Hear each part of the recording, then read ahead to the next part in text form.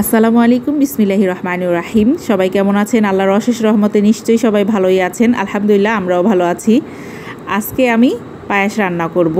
পোলার চাল নিয়েছি এখানে 1 পট, ভালো মতো ধুয়ে নিচ্ছি।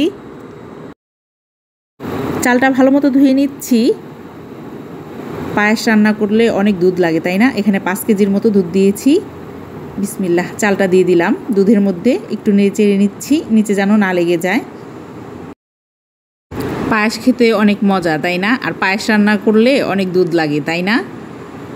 বেশি বেশি দুধ দিলে অনেক মজা লাগে। তবে বেশি দুধ দিলে, অল্প চাউল দিলে সেটা তো আরও জমে ক্ষীর হয়ে যাবে, পায়েস হবে না।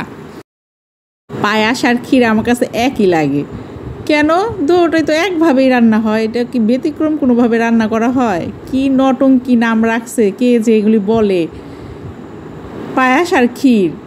কেন রে ভাই, ক্ষীর কি দিয়ে রান্না করে? আচ্ছা, খেজুরের রস দিয়েও তো ক্ষীর রান্না করা যায়, তাই না? হ্যাঁ, খেজুরের রস দিয়ে ক্ষীর রান্না করলে অনেক মজা লাগে।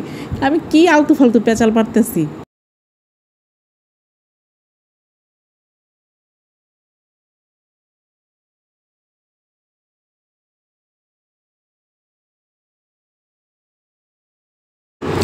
এক চামচ লবণ দিয়ে দিচ্ছি। এই সাদার মধ্যে কি যেন একটা কালো দেখছি, এটাকে এখন খুঁজতে হবে। কোথায় গেল কোথায় গেল, পাচ্ছি না তো। আচ্ছা দেখেন, এই সাদার মধ্যে যদি কালোই না থাকে, আসলে জিনিসটা যেন কেমন লাগে, তাই না? সাদার মধ্যে কালো থাকতেই হবে। সাদা আসলে একা একা শুধু আমাদের মৃত্যুর সময় শুধু সাদা জিনিস লাগে, তাই না? দেখেন আমার কত মাথায় চিন্তা, আমি এই পায়েস রান্না করার সময় মৃত্যুর কথা বলতেছি, সাদা জিনিসের মধ্যে কালো জিনিস আসতেই হবে। হ্যাঁ, তখন তো আমরা মারা গেলে আমরা মুর্দার হয়ে যাই, তো তখন আমাদের ওই চুল কালো সব কিছুই সাদার মধ্যে ঢেকে থাকে, তাই না? তারপরেও কিন্তু কালো থাকেই, সাদার মধ্যে থাকতেই হবে। হ্যাঁ, আমি যে কি আজ উল্টাপাল্টা কথা বলতেছি, পায়েস রান্না করতেছি।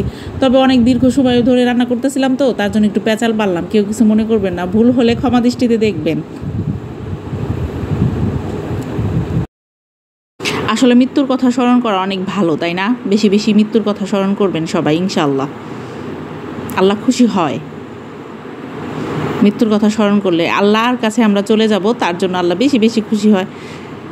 এই যেখানে আমি পাটালি গুড় দিয়ে দিচ্ছি, খেজুরের গুড়, একদম টাটকা। এটাও কিন্তু দেখছেন কালসে একটা ভাব ছিল গুড়ের মধ্যে। সাদা জিনিস আর সাদা থাকবে না, যা হয়ে যাবে কি একটা পায়েসের কালার। যেহেতু পায়েস রান্না করতেছি, বলে ফেলছি আগেই, এটাকে পায়েসই বলবো। মাঝে মাঝে ভাবতে ভাবতে মনে হয় আসলেও মৃত্যুটা কিভাবে হবে, কিভাবে মারা যাব, আল্লাহর কাছে যাব, তাই না? এমন মনে হয় না? আসলে প্রত্যেকটা মুমিন বান্দার মৃত্যুর কথা স্মরণ করা অনেক ভালো, তাই না? তার জন্য আমি একটু বেশি বেশি বলতেছি। আমি না অনেক সময় রান্না করতেছিলাম, তো তার জন্য আমার কিছুই ভালো লাগতেছে না, তাই জন্য পেঁচাল পারতেছি। কেউ কিছু মনে করেন না, আমি অনেক দুঃখিত। মাশাআল্লাহ, অনেক সুন্দর হয়েছে তো, পায়েসটা অনেক সুন্দর হয়েছে, তাই না? ইয়াম্মি ইয়াম্মি, আলহামদুলিল্লাহ, অনেক মজা হয়েছিল। পায়েসটা খেয়ে বলছি, না খেয়ে বলিনি, খাবারের পরে বলতেছি, ঠিক আছে? সবাই ভালো থাকবেন, আমাদের জন্য দোয়া করবেন। আল্লাহ যেন সবাইকেই ভালো রাখে, আমরা সবার বিপদ আপদে পাশে থাকতে পারি, 5 ওয়াক্ত নামাজ পড়ার চেষ্টা করতে পারি, সৎ পথে চলার চেষ্টা করতে পারি, ইনশাআল্লাহ। আসসালামু আলাইকুম ওয়া রাহমাতুল্লাহি ওয়া বারাকাতুহু। ফি আমানিল্লাহ।